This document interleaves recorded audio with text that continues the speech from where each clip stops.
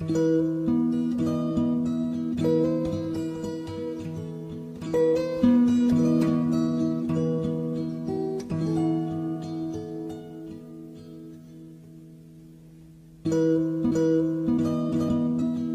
Smeru vám odkazuje, naučte sa spievať. Pardon, už položartom.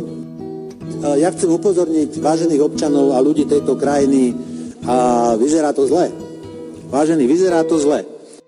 Lebo nie je, a teraz ma počúvajte dobre, nie je doplnkové vysielanie, to nerozporujem, ale nie je ani hudobné dielo, ktoré je z väčšej časti sprevádzané hovoreným slovom. Ergo rap. Vážení, viete, čo je rap? Pán Jarabek už asi nevie. Proste, zjednodušene, v zásade, teraz neviem, či je to dobré alebo zlé. Proste ide peklo. Na nás sa valí peklo. Teraz, čo to je? Čo je to pomsta.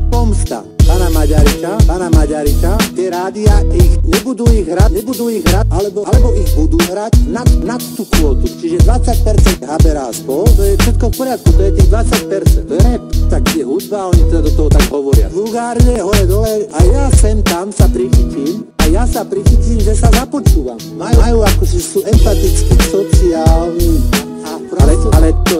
ale to je peklo. Na nás sa valí peklo. Teraz to je, ale to je peklo. Na nás sa valí peklo. Čo to je? No už nebudú ho hrať, alebo ho budú hrať aj podľa mňa. Aj moje dcery počúvajú rap. Alebo ho budú hrať, nebudú ho hrať. Proste takto to dopadlo. Neviem, kto vám to vycizeloval. Ja za kola.